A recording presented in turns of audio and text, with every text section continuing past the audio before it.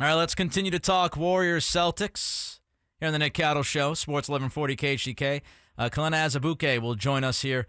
Warriors color analyst, of course. You know who he is. Kelenna, thanks for joining us. Your time is much appreciated. Let's jump right into it. How big is the availability of GP2, Iggy, and Porter in this series? It's big because I think that could be one of the strengths of the Warriors, one of the advantages of the Warriors in this series is just their depth. Like, if you look at the Celtics, I believe it was the last two games, Ime Udoka went maybe 7 deep, maybe 8 deep. I can't remember if Pritchard got in. He got in for maybe a little bit that last game. But the Warriors, they pride themselves on their depth, and Coach Kerr really coaches off the feel, and he'll throw you in there. He'll throw Kuminga in there. He'll throw Moody in there if he feels like they can help and be productive in those minutes. And he expects guys to be productive in those minutes and just stay ready. So GP2, he's really been a weapon for the Warriors all season. His defense, when he comes in the game, something good is going to happen. He plays with so much intensity, and he knows his role, and he's excited to get in the game and really make something happen and get his hand on a ball, get a deflection, hound someone for 94 feet. It's just a way of life for him. And the way Coach Kerr just lets him be a little big man and play the short corner and play like a 4-man or a big man and react to drives and all that is just masterful. So he's really found a home here, and they love what he brings to the table. So if he's available, it only helps. And I know Porter, I've just really been impressed with his rebounding and his intentionality when it comes to that. And earlier in the playoffs, he was kind of struggling with his shot, I think, because he was drifting a lot and fading away a lot, and you could see his right leg fly up when he would shoot it, and then he corrected that, and he made sure he was kind of going more straight up and down and making sure he was more balanced. And so his three-point shooting, his ability to stretch the floor, his smarts, his veteran presence, being on the floor, and then the rebounding, like I'm saying, it would be a huge help. So the more shooting, the better. The more rebounding, the better.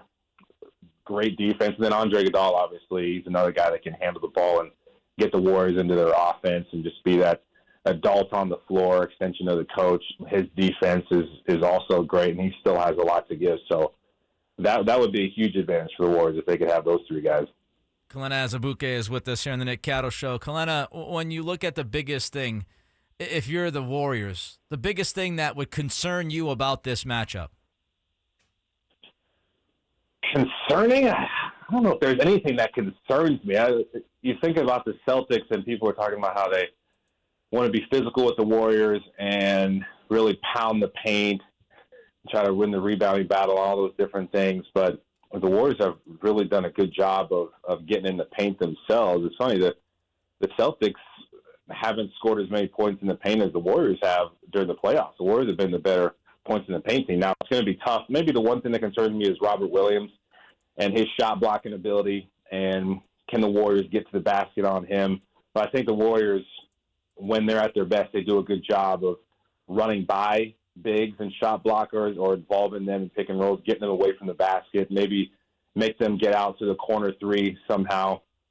If he's playing off of a guy like Looney or someone like that, Looney will do a good job of giving a shooter a handoff screen and let that shooter like Steph or Clay or Jordan Poole come off with some space to shoot it and really take advantage of the fact that they're playing off of someone like that. So just dealing with Robert Williams and the physical defense that the Celtics hope to play of Marcus Smart. And Steph Curry's actually had a pretty good amount of success against the Celtics in the past years, and all the physicality of Marcus Smart. I think he's averaging over 35 or something like that. If you take away that last one, we only played like 13 minutes, and Marcus Smart rolled up on his foot, and Coach Kerr was mad about that one. I'm taking out the whole regular season series, honestly, because when the Warriors won, to be fair, the Celtics really weren't this Celtics team. They were still struggling, and they hadn't figured out their groove yet and hadn't gotten on track yet. So throughout the season series, but yeah, I would just say one thing I think the Warriors are thinking about is Robert Williams and the defense that the Celtics will play. Offensively, I think the Warriors are head and shoulders above the Celtics in their flow. And if the Warriors ever get stagnant offensively and struggle offensively like we've seen the Celtics do plenty of times, especially in that Heat series where they just had games where they couldn't get right offensively, it looked like. And if Jason Tatum struggles, it seems like the whole team struggles. The Warriors, if they ever have a stretch like that, they can get back into their flow a little quicker. I trust them to get back into their flow a little quicker and find ways to get good looks, get to the rim, keep the movement going, Steph playing with that energy and moving all over the place and running around. And then I trust the Warriors to be able to close out games better. The Warriors are the better team in the fourth quarter. Celtics' best quarter is the second quarter. And obviously in a finals, you want a team to be able to close you out and have that experience. Warriors have that experience. I think they can get to their sets and get better looks and get the guys to shoot that they want to shoot better than the Celtics can in the clutch. So I got confidence in the Warriors in that way because of that. Last one for you, Kelenna. Who do you think wins the series? I'm guessing Warriors by how you've answered these questions, but who do you got winning the series and how many games? Wouldn't that be a twist if I went against the No, I'm going with the Warriors in 6. I feel like I'm just giving the Celtics 6 because I do respect them. I respect Ime Udoka. I played with him in the D League at the time. Now it's called the G League, but we played together when it was like 9 teams. So he's a G League OG, if you want to call him, and he always had the adults in the room vibes. He's a great coach, and his team plays hard for him. But I just think the Warriors' experience will win out.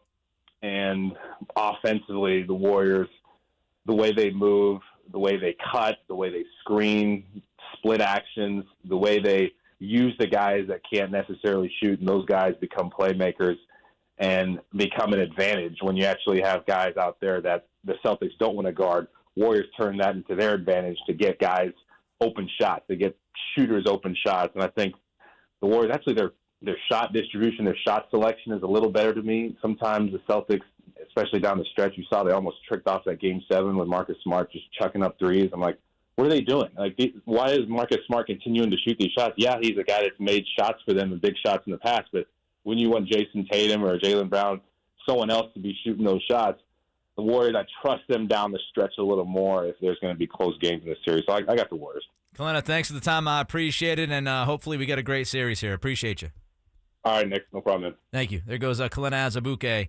So he's got the Warriors winning in 6. The one thing I will say,